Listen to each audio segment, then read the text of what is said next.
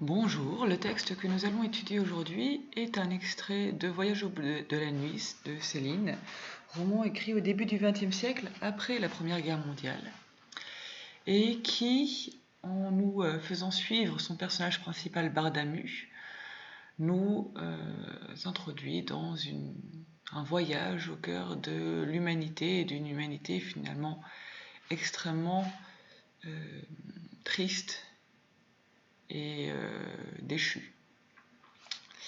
Et l'extrait que nous allons lire se trouve plutôt vers la fin du livre. C'est un soir où Bardamu, accompagné d'une danseuse Tania qui vient de perdre son fiancé, va assister à un curieux défilé des morts. Sur la petite place, dans le café qui nous sembla, d'après les apparences, être le moins coûteux, nous entrâmes. Tania me laissait pour la consolation et la reconnaissance, l'embrasser où je voulais. Elle aimait bien boire aussi. Sur les banquettes autour de nous, des festoyeurs un peu saouls dormaient déjà. L'horloge, au-dessus de la petite église, se mit à sonner des heures et puis des heures encore à n'en plus finir. Nous venions d'arriver au bout du monde.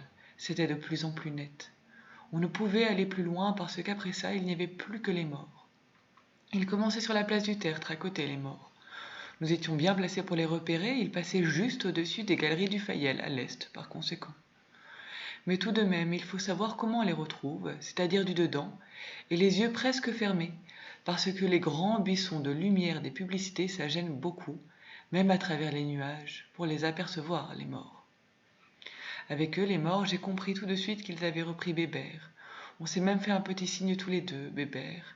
Et puis aussi, pas loin de lui, avec la fille toute pâle, avortée enfin, celle de Rancy, bien vidée cette fois de toutes ses tripes.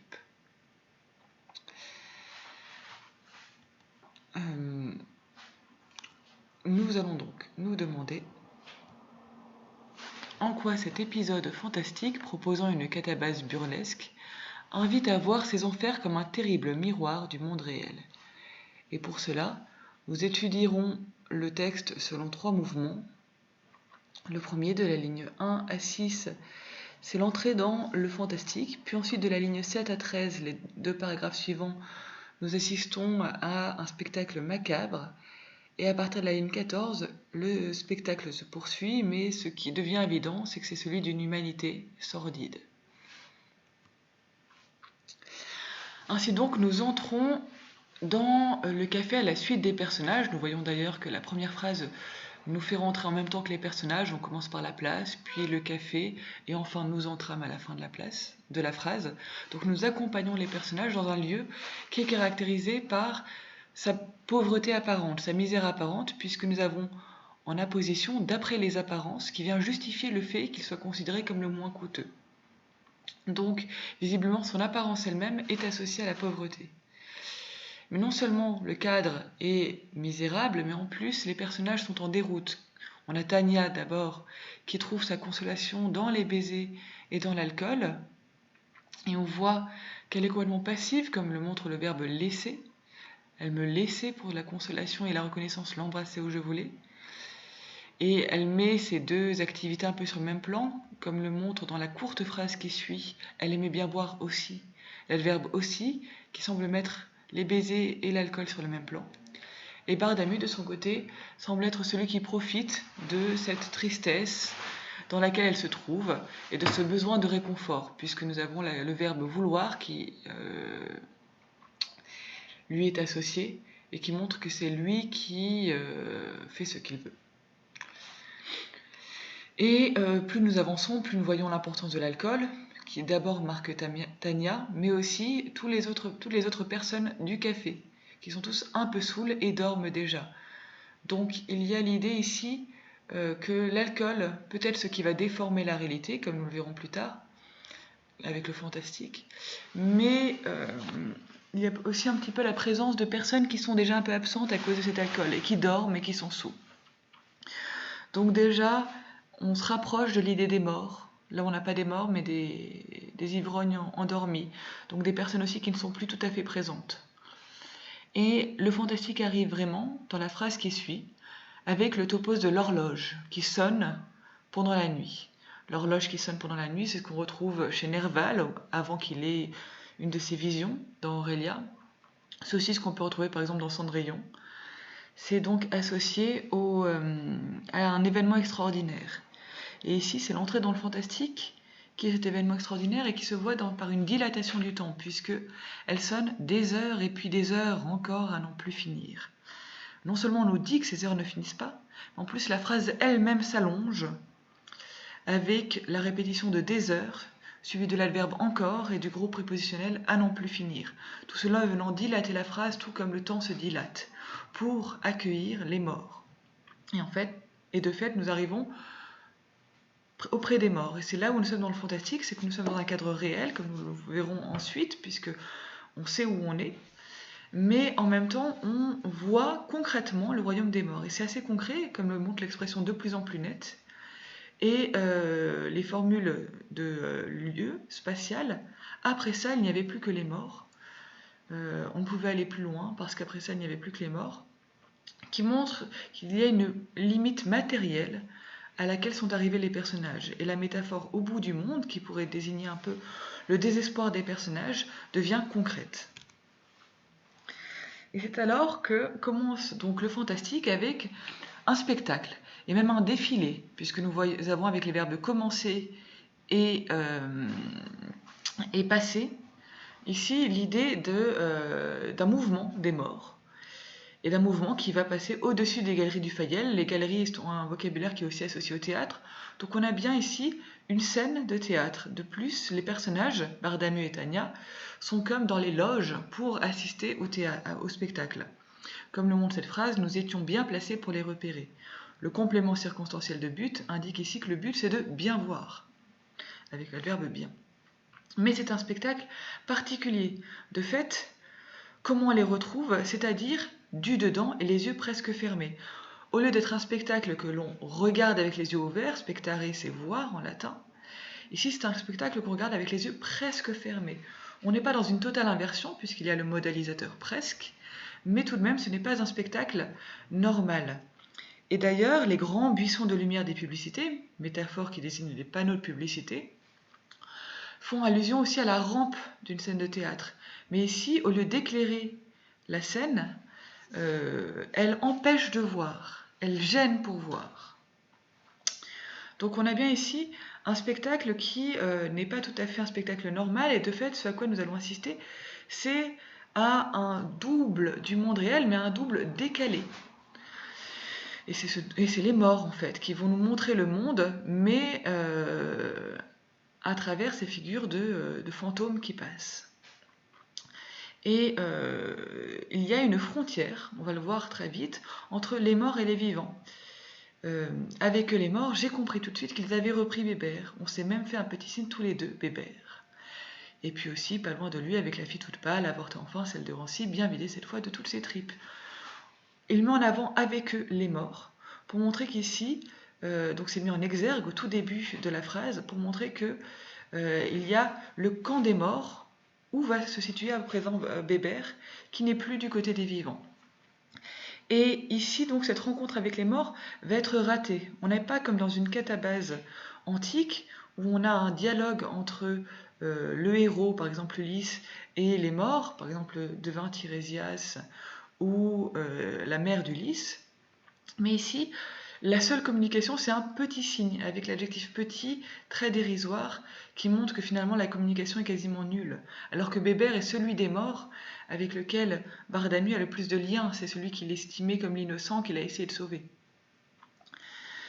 Et puis nous pouvons voir ici que cette catabase a quelque chose de burlesque, puisqu'il y a un humour noir qui la traverse, un humour grinçant, une ironie terrible quand il parle de la fille de Rancy qui est bien vidée cette fois de toutes ses tripes, avec l'adverbe bien, qui donne l'impression que c'est quelque chose de réussi cette fois, avec la locution adverbiale cette fois, comme si le fait d'avoir vidé ses tripes au moment de l'avortement n'était pas tout à fait achevé et qu'il fallait attendre qu'elle soit un fantôme pour que ce soit bien fait.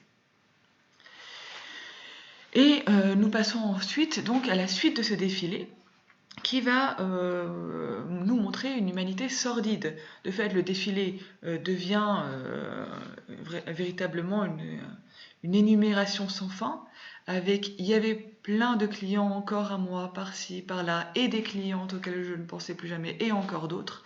il y avait plein d'eux, et des, et encore d'autres. Tout cela accentue dans cette énumération l'impression de foule. Et se distingue seulement 3 personnages. Tout d'abord le nègre dans un nuage tout blanc. Un nuage blanc tout seul. On voit ici qu'il est isolé avec la position tout seul, qui le met vraiment à part. Et il est dans un nuage blanc, lui, alors qu'on verra que par la suite, on a plutôt des nuages sales et jaunes, parce qu'il était innocent lors de sa mort. C'est un des rares, dans ceux qui sont mentionnés, dans ceux qu'il reconnaît.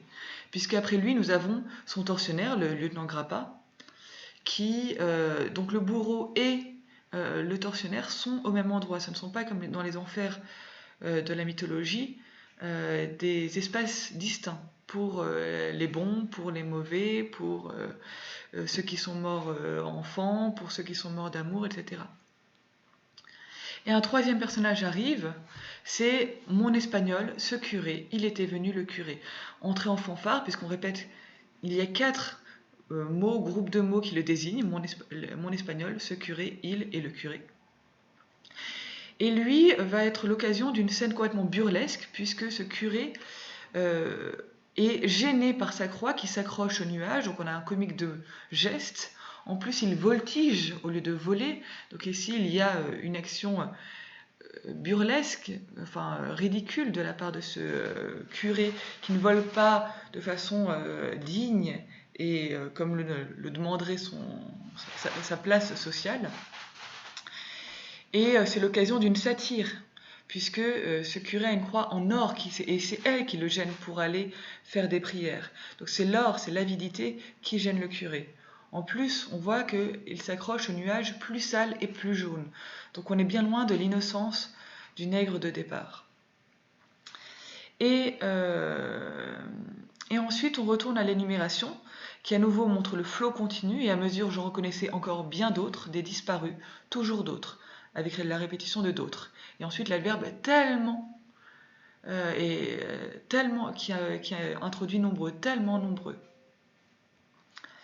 Donc ici, on a vraiment un défilé sans fin, et qui va amener à un constat assez honteux de la part du narrateur, c'est que on a honte vraiment d'avoir pas eu le temps de les regarder pendant qu'ils vivaient là à côté de vous, des années.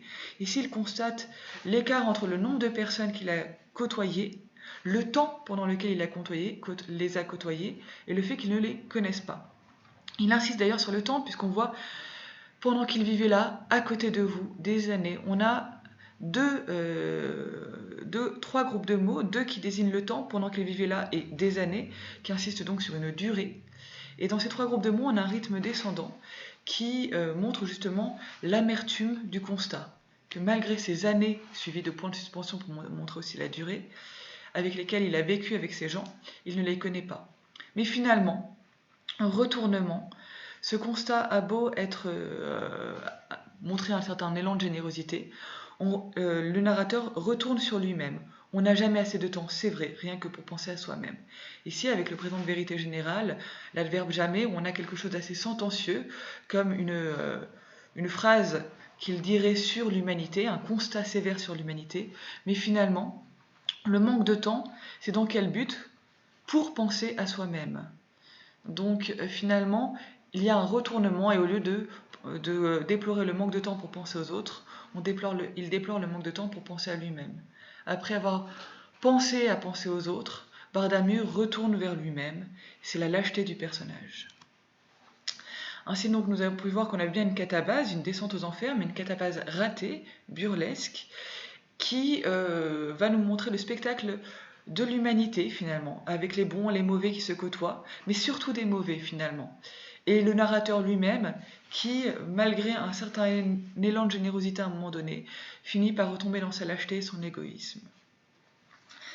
Et on peut penser dans ce caractère burlesque de la catabase, avec en particulier le curé, à la catabase dans Pantagruel, quand Épistémon meurt et donc va voir les enfers, et rapporte après que dans les enfers, tous les grands du monde occupent des postes très bas dans la société, puisque par exemple il a vu Alexandre le Grand raccommoder des chaussettes.